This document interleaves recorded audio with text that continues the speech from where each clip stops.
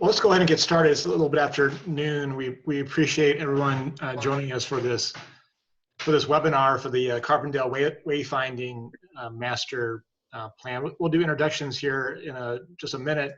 But soon we'll walk you through just the agenda for today, and hopefully this will take about 45 minutes for our webinar today, and we'll leave some time for questions and discussion at the end. So just give a little bit of an overview of where we are in the process. Talk about why wayfinding is important. But spend the bulk of our time today talking about where we are with the preliminary wayfinding themes, and then talk about destination in terms of locations in the city. So just some introductions. My name is Stephen Eibendahl. I'm the principal of the I-5 group. We're a community planning firm in St. Louis. We're leading the overall work for the wayfinding plan. Excited to be working in Carbondale again. We worked on the Carbondale Bike Master Plan a few years ago, and I'm a native of Southern Illinois, so it's always good to be working in Carbondale. I looked forward to the River to River race this upcoming weekend, unfortunately being canceled, but love the Carbondale and the area. And with me today also is Heather Testa with the 10-8 group. Heather, do you want to introduce yourself and talk about your firm just briefly? Yes, hi. Thank you all for attending this, our very first interactive Zoom open house. I have had 10-8 group for over 23 years, and we specialize in wayfinding. If you've ever ridden the Metrolink or been to campuses in the area, you've probably seen our work. So we are really excited to be working for the city of Carbondale and on this project. Great, thanks, Heather. And also we have Chris Wallace with the city of Carbondale. Just want to maybe say a few introductory words and Chris is maybe having a few technical issues. Chris, can you, are you still on? I am. Do you have me now? Yes. Yeah. All right, I got it. Thank you. Yeah, thanks for putting this together. This is new for all of us, I think, certainly compared to what I've been used to. But I'm glad looks like we got a good amount of people participating, which is nice. Just a little bit of background how this all came about. We adopted our comprehensive plan several years ago. There was discussion in that plan about developing a wayfinding plan for the city to help people get around. That same message came out during our downtown master plan that we adopted a few years ago. So it was clear that we needed not only a large-scale plan for our entire community, but also downtown, where one of the main things that was identified throughout that process was the lack of signage and finding parking and different destinations downtown.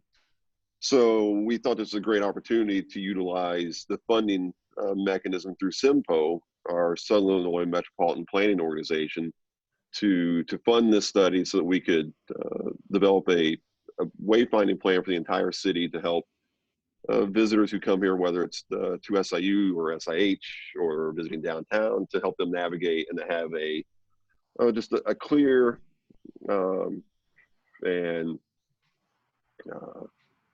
unique wayfinding plan that ties in with our branding and the other things that we've been trying to do here around town to develop an identity for Carbondale.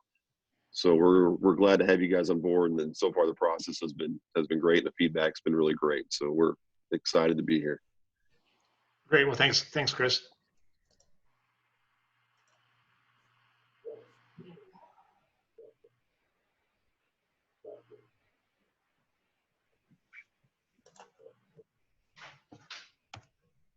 Just a few things in terms of overall, let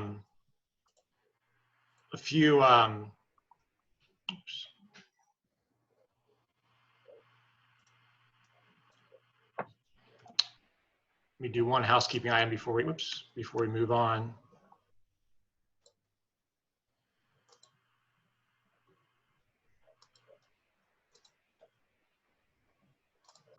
A few just housekeeping items. If you have questions during the webinar, feel free to, you can write those if you familiar with Zoom.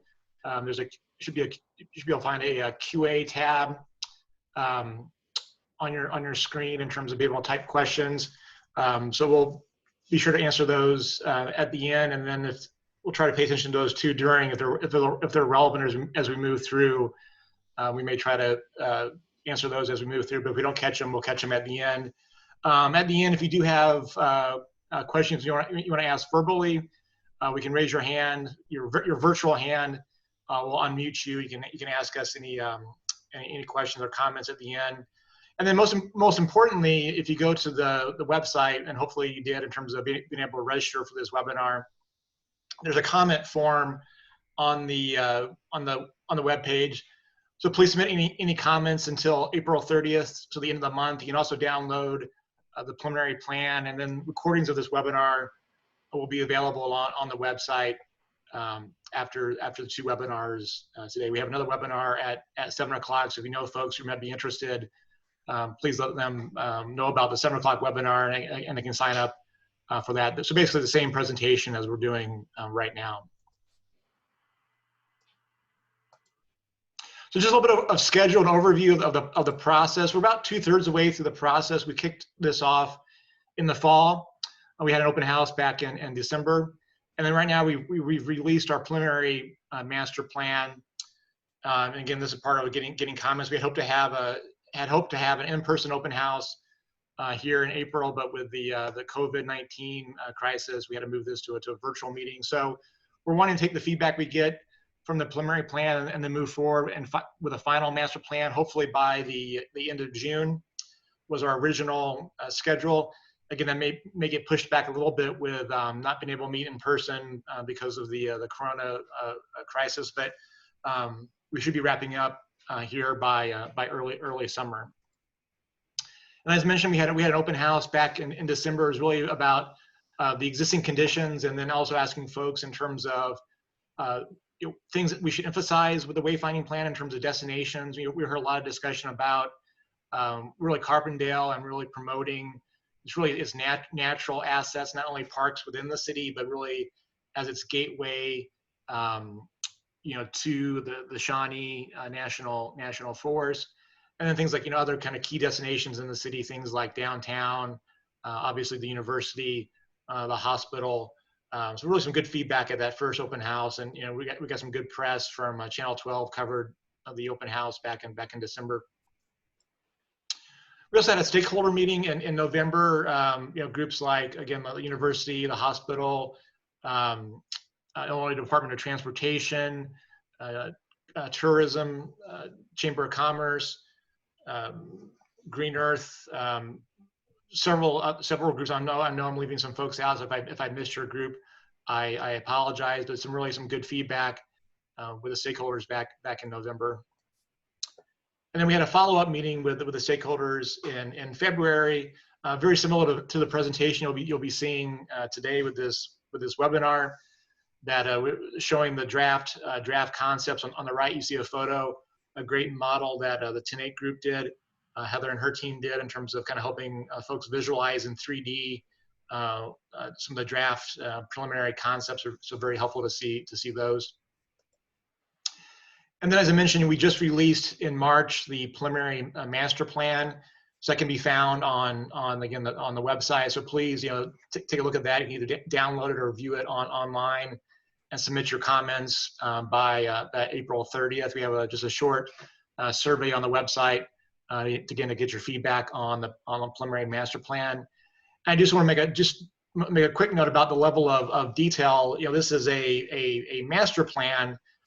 It's not a set of construction documents or moving forward, directly to implementation.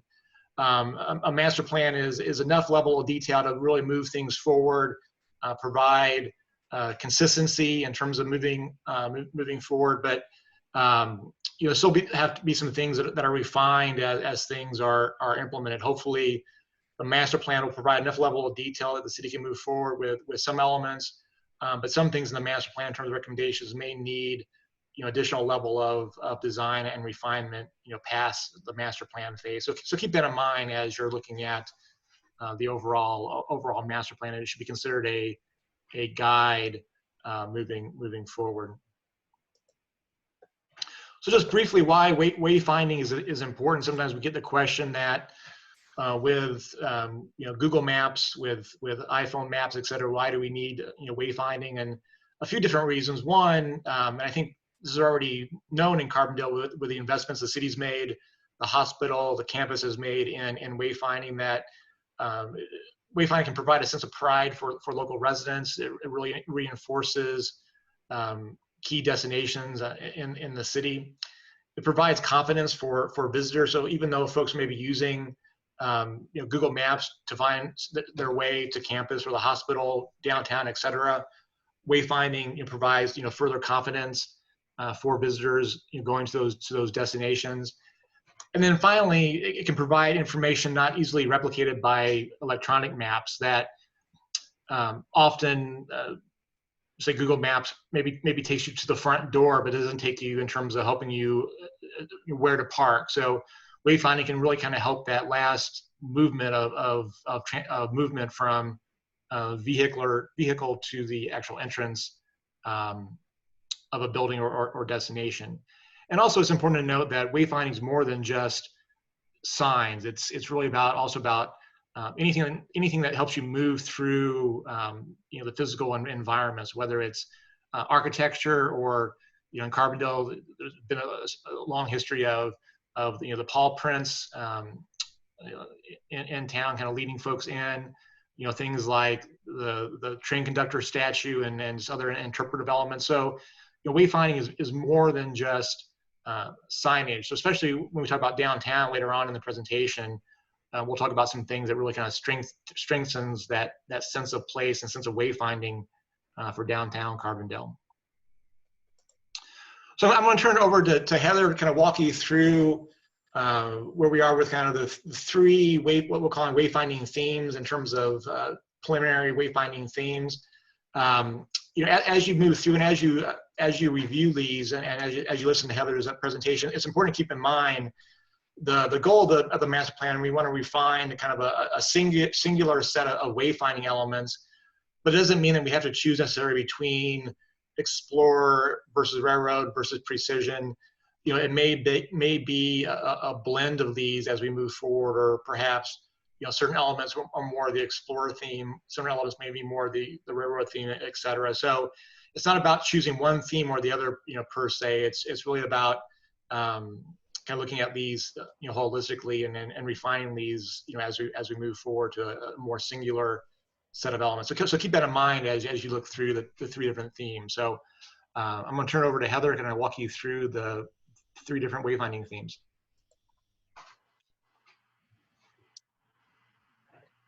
Can I do the screen? Okay. I'll have to kind of drag it for you. All right, great. Thanks, Stephen. So in each of the themes, we know that we sort of have to project the essence of Carbondale and what makes Carbondale unique. And then we know that there's certain elements that we will need, like secondary gateways, vehicular directionals, pedestrian directionals, and of course we want to highlight the pedestrian and cycling ways. So on the Explore theme, we really wanted to pick up on the idea that Carbondale has these wonderful assets and these natural resources, and this idea of always exploring and always being outside and really being invigorated by the outdoors and exploring.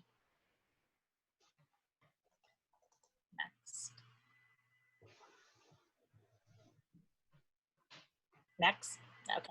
So we know that we have the large monument sign that welcomes people to Carbondale, and it also highlights the home of Southern Illinois University. And so we thought, well, we know that the Holy Rollers had a large retreat there. We know that we do have a lot of mountains and natural rock formations, and we thought, oh, well, what if we you know, took some of these rock formations and we either put the crossroads from the identity, like grooved them, or we added a like bronze medallion to carved in to the boulder and carved that in, and then pin mounted the letter form and put that on the boulder. And we were seeing each one of the boulders could be different. They could be sited a little different. Maybe there would be groups, but just they wouldn't all have to be like a cookie cutter or repeated form. So we just thought this was a natural form that we would use the existing typeface that they used on the main sign that would, so it would pick up on that and allude to what was unique about the new identity system.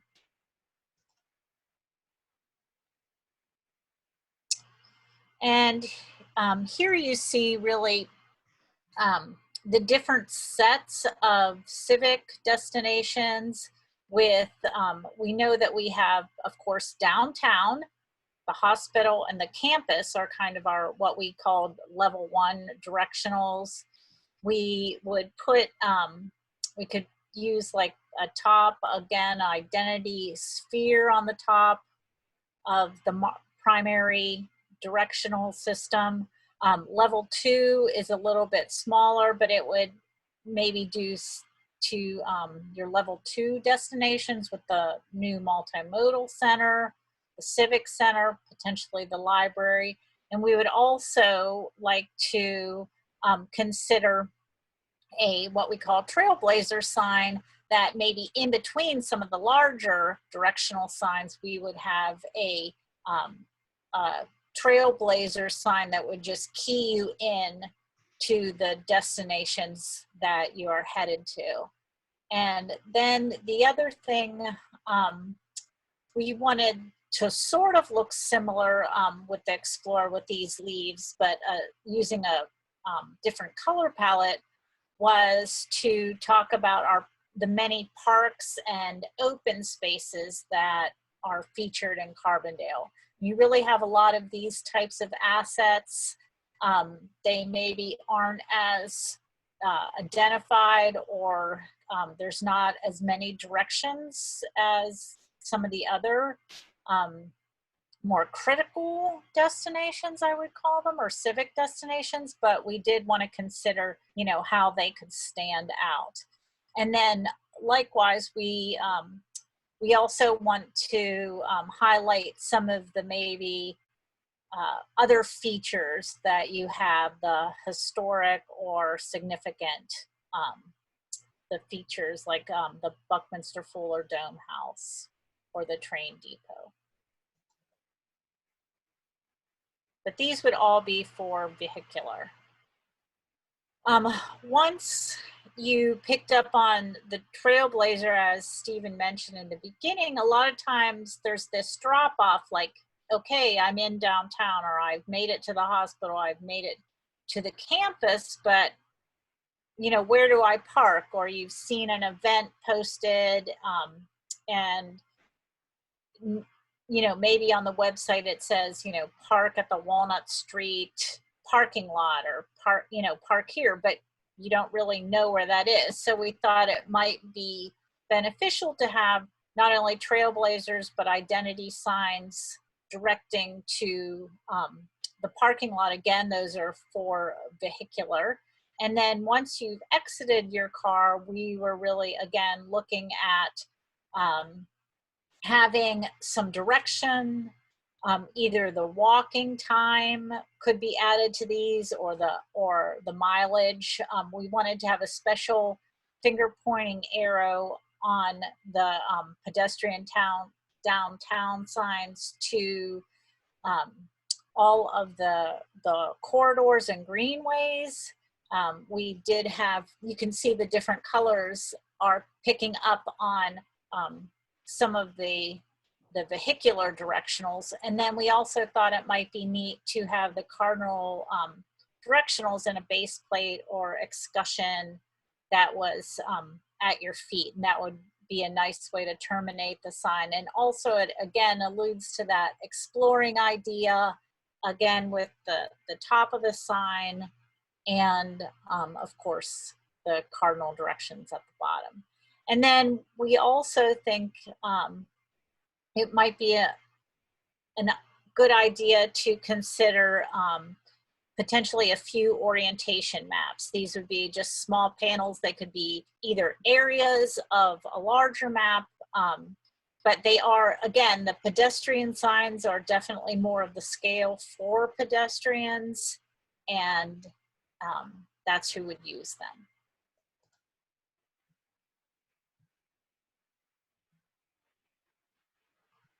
Next. So this was just showing the idea, like we would have, could potentially have a few of these signs. Again, it's kind of playing up on that idea of actual boulders or stones, but we could have, you know, a larger orientation map. We could highlight some of the cross streets in the downtown area, but also list events that like there could be a changeable panel and would really do some of your features, some of the things that are less permanent but more seasonal.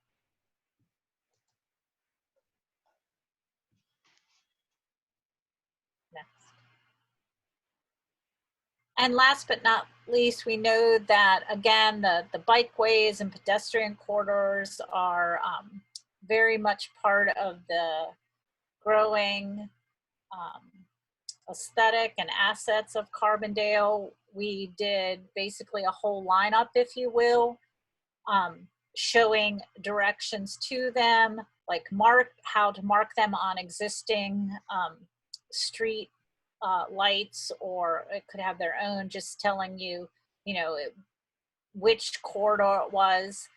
Right now, the orange that is being showed is just really a placeholder. We would develop a color palette and vocabulary that could be unique for the bikeway and pedestrian corridors.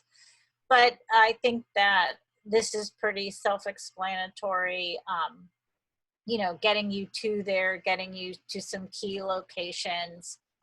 You might have to have again, a small map that could either be all the existing bikeways or pull back into the downtown or the nearby area.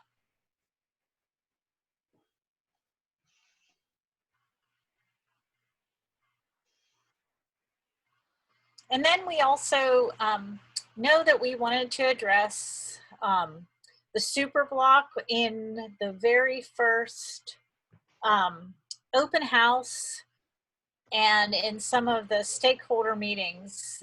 The idea that the recreation fields out there were extremely popular, but that it did attract a lot of guests, but people were not sure when they just saw the word super block exactly what that meant. So we thought that might that some of the things might be able to actually have some of their own identity and trailblazers or directionals, so that they could be really called out.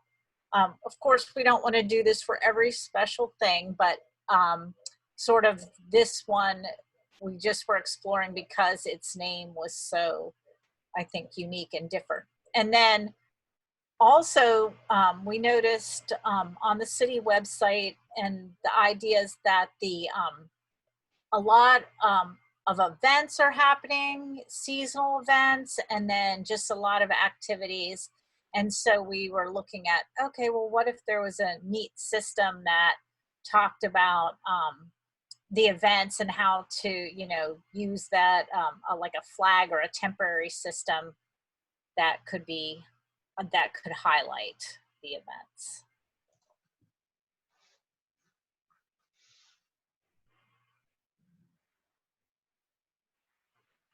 The next theme, of course, builds on, we can't ignore your railroad history.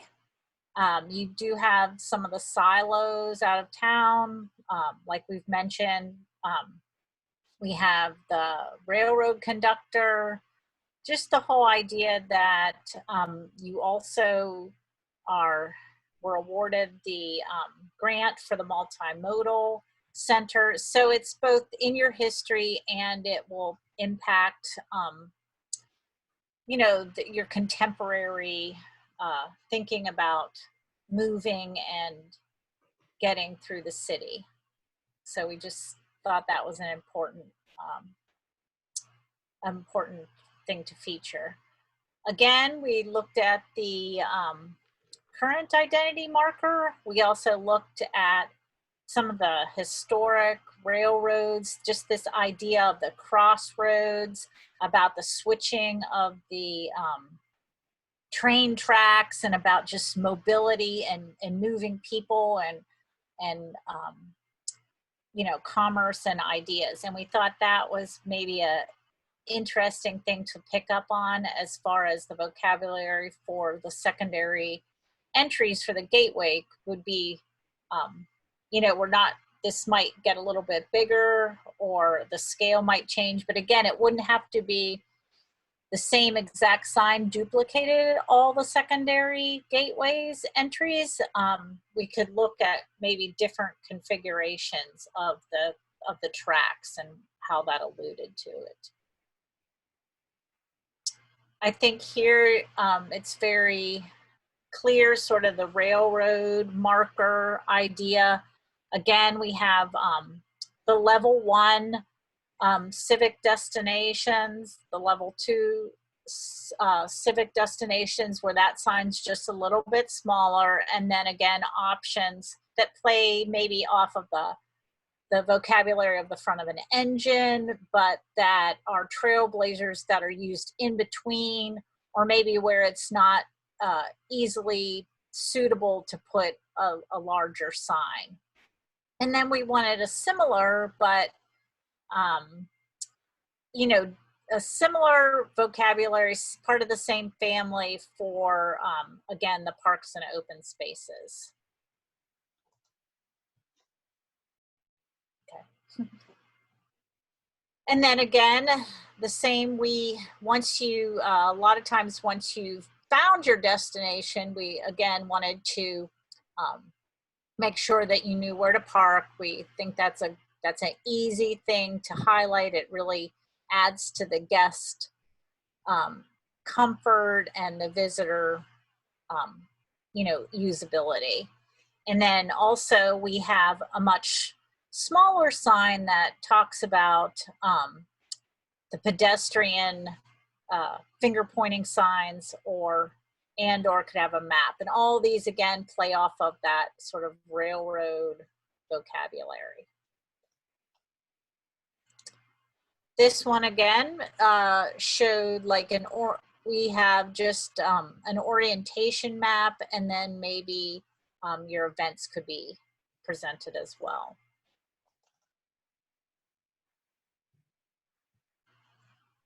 And then last but not least, this was the vocabulary, I think, for identifying the different pedestrian and bikeway corridors, just if it would be standalone, identifying them, or actually directing to them.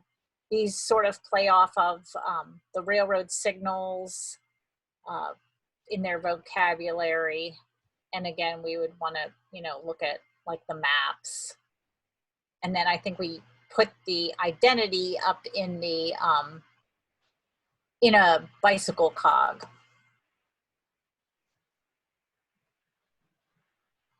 And that's just sort of, you know, sometimes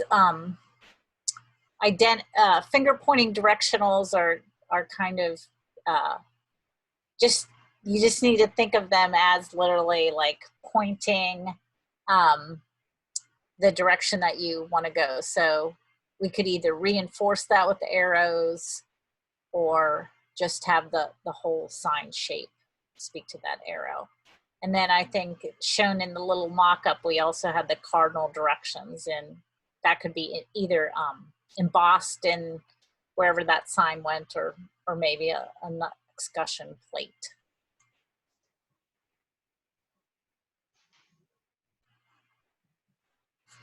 And the last theme, if you will, we really thought about what Carbondale has that is very unique is the idea of this, of the Buckminster Fuller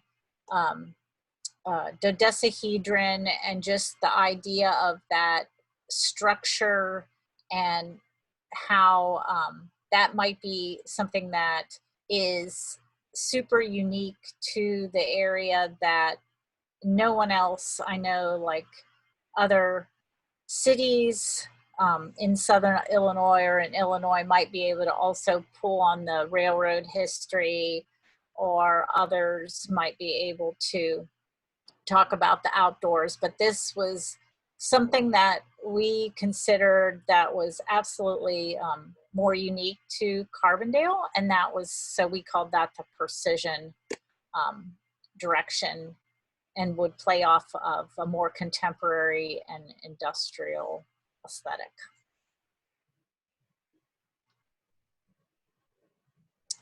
And so again, we were just looking at the secondary entry gateways. What was interesting in the stakeholder meetings was that this, somebody said, oh, well, it does actually remind me of a climbing wall. So when you go to the indoor gym. So again, like Stephen mentioned at the beginning, there may be some blending of the themes. You know, some of the scale might need to be worked out, but this was again about just that folded idea and about more of a contemporary aesthetic.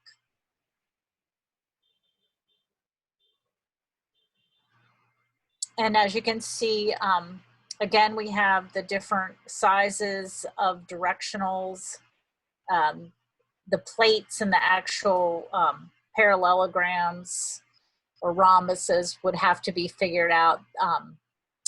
I think this is a flat illustration, but we pictured like some of the trailblazers or some of these actually having a fold in the signs. And then again, we had a distinct color palette. So maybe we would, we could build the same framework, but have different colors for distinguishing either the parks and open spaces versus the civic destinations. And likewise, we want to have parking clearly identified and directed to. And then likewise, we wanted to talk about directionals. This actually is mislabeled as a finger pointing style sign, I see, but this is more of a panel type directional. So the directionals spin around on the sign, and they can be double, you know, the signs can be double-sided. And then again, just the picture of the sculpture on the right just talks about either how elaborate or how simple we could get with the orientation and, I mean, the form itself.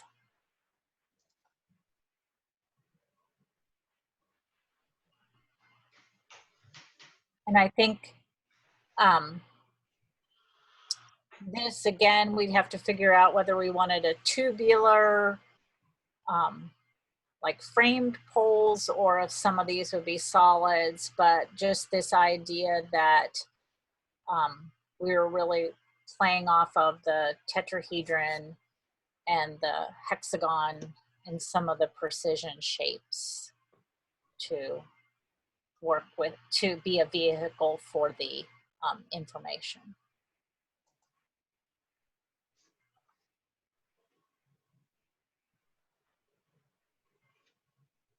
This was just, again, you know, we do know that we have some parks, or of course the super block and splash park, that may need, or it would be nice to have special identifiers and trailblazers, directionals to them. They really are part of your asset group, and we just want a way of identifying that. Well, thanks, Heather, for walking us through those themes. I just want to talk briefly about where we are kind of with the hierarchy of destinations. We won't get into too much detail about specific locations. You can download the preliminary plan and see in more detail in terms of kind of where we are in terms of thinking about layout of different elements and messages in terms of what those different locations would say. But it's kind of walk you through in terms of our overall strategy. So this first map shows existing destinations in the city. These are destinations that now have you've seen them around town in terms of various green signs, brown signs, etc. So it's the intent of the master plan is not so much to replicate all these locations per se in terms of replacing green signs with more branded signs. It's really looking at how can we have perhaps a really kind of more cleaner overall aesthetic, and really focusing on key destinations for folks then to get to in terms of that wayfinding message. And then we also want to make sure in terms of Carbondale is really the gateway to Shawnee Forest, really great regional and statewide destinations in terms of various lakes, Giant City State Park. So how can the city through wayfinding really start to act as that gateway to this great regional recreation and natural assets. So when we think about overall strategy, and one of the requirements that we're dealing with is because the main north, south, east, west roads in Carbondale or Illinois Department of Transportation roads, or IDOT roads, part of their wayfinding requirements are that wayfinding signs are limited to three destinations at a time. So we had to kind of think about structuring our messages in really in threes, if you will. So as we look about really the key districts, downtown Carbondale, the hospital, and campus really become really the three key entities to focus on in terms of directing people to those areas. So when you're outside of those three areas, as Heather mentioned earlier, what we call one, the key civic destinations really become downtown Carbondale, the hospital, and campus. So really, signs would direct people, basically to those three entities. And then once you're within one of those districts, you start to then kind of go to the next level of a wayfinding in terms of, for example, if you're downtown, a sign might point you to the Civic Center, the multimodal center, and then campus. So it steps you down into the next level of wayfinding. And then we also wanted to start to differentiate between civic destinations like are shown on the left and then kind of shown on dots, kind of more maroon dots, versus really starting to celebrate Carbondale's parks and natural heritage, with highlighting both parks within the city and then also some of the natural destinations outside the city. So the green dots, and then on the right there on the screen, you kind of see an example of slightly different style to really sort of highlight those natural features in town, and you start to kind of see the locations of those in the city. The other thing, just to mention, go ahead, I was just going to mention that sometimes some of the bigger destinations or more civic destinations, you have an address and you have other ways of finding it with GPS or, that feature, whereas some of the lakes or the nature preserves, there is no address. So those could really benefit from maybe having their own set of signs more so, or there'd be more use of them just for that reason. And then we also wanted to make sure we really started to highlight and utilize a framework for for overall citywide bicycle and pedestrian corridors. The city has really started to invest in bicycling facilities, especially after the release of the master plan a few years ago. So really starting to use Wayfind really to highlight those corridors. And many of the corridors are both multi-use trails, but also then utilize on-street networks. So we started looking at in terms of how could we perhaps label corridors. Some of these may be mostly on-street, but starting to give some branding and some distinction between different corridors. So we came up with 7 corridors in the city. As Heather mentioned, these colors we just have to kind of move through in terms of making choices about kind of color schemes, but starting to really define these corridors in terms of overall system naming and wayfinding as you move through these corridors. So like the say the Crab Orchard corridor, again it starts to relate to that area and really helps define kind of that stretch of a citywide overall bicycle pedestrian network. And then I want to close with just talking briefly about downtown in terms of really starting to promote downtown as a cohesive place, using this wayfinding master plan to complement what's already been done in terms of the streetscape improvements, other investments in downtown, and what else can we do besides just vehicular and pedestrian directional signage to really, again, strengthen that sense of place and sense of wayfinding downtown. So you see on the right there in terms of some strategies, some principles in terms of things like decluttering existing directional signage. I think in our existing condition work, we identified there's, I think, 12, 13, maybe more, signs for the library. And again, is it more about that last, movement in terms of once you're at the library, is it more about finding, parking as opposed to, needing 12, vehicular directional signs, for the library. Really strengthening intersection treatments, creating kind of consistent downtown orientation, and maybe looking at some customized street identification. So just very quickly, we're kind of already at about 45 minutes into the webinar, so just kind of wrap this up fairly quickly. But in terms of enhanced intersections, so on the left there you see in terms of the orange, kind of what we defined as downtown. Carbondale, I think, is fairly consistent with other planning efforts in terms of the downtown master plan and the comprehensive plan.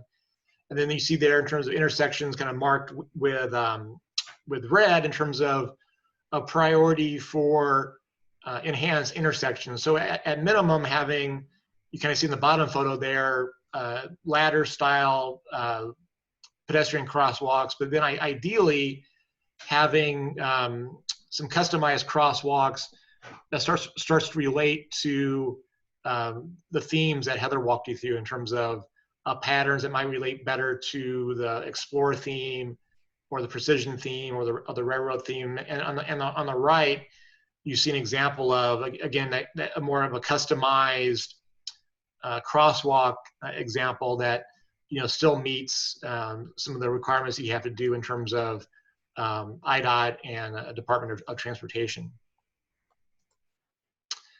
And then in terms of kind of creating a consistent downtown orientation through our review of some of the maps that are done for the city in terms of by different organizations, there's a lot of different orientation used for downtown. Sometimes people use City Hall, sometimes people use the train station, sometimes people use the square and the pavilion. So the idea of really having a consistent orientation feature that people really can start to orient themselves with downtown. So the idea of the area around the train conductor statue and the pavilion in the square, that area, looking at enhancements that, this example kind of shows perhaps a large relief map that not only shows Carbondale, but perhaps some of the surrounding area, including, Shawnee Forest.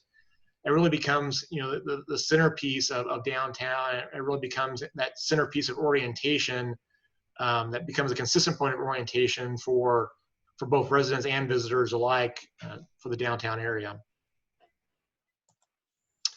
And then finally, in terms of street identification, in terms of street signs, in terms of, again, for the area of downtown, looking at a more branded street ID sign for downtown. You see on the right there some examples from again, different cities, different neighborhoods that, again, starts to really, again, call out downtown as a unique, cohesive area. You know, we had some discussion about maybe could you do customized street identification not only for downtown, but maybe for the hospital area or a campus. The three areas, you know, tend to get a little small in terms of the hospital area and the campus. Maybe it might be better just to focus in terms of having that distinction just for downtown Carbondale. So with that kind of concludes our presentation. Again, we wanted to leave a few minutes in case folks had questions or wanted to ask us questions or share any comments. So again, you can submit any questions via the QA tab in your Zoom browser, or if you can raise your virtual hand, I can unmute you, and if you want to ask us a question or leave us a comment, talk to us live here. Or again, I encourage everyone to submit your comments by April 30th. Again, you can find a comment form at the CarbondaleWayfinding.com website, and again, you can download or view online the preliminary master plan. And again, we'll put recordings of the webinars on the website too here the next couple of days. So again, you know, we appreciate everyone's time, and I think hopefully excitement for where things are in terms of how they're shaping up with the wayfinding master plan. Again, if you know of folks who may be interested in learning more, again, we're doing the same webinar at 7 o'clock this evening. So I encourage them to, they just have to register in advance through the website. So I encourage them to register and watch the webinar if they have any questions or comments they want to share with the planning team. So looks like we don't have any questions or anyone. Let's see. Oh, I think we have one. Do we have?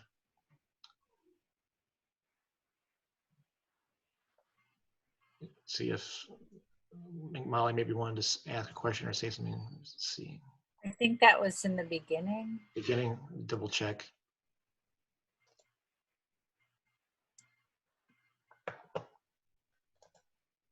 Hey, Stephen, that was in the beginning. Okay, nope. So no questions or final comments? Okay. Great. Well, good. Well, again, thanks everyone for, we didn't have any other questions or anyone wanting to talk. So again, we appreciate everyone's time, and be sure again to share us your comments by April 30th. So again, thanks everyone. Thank you.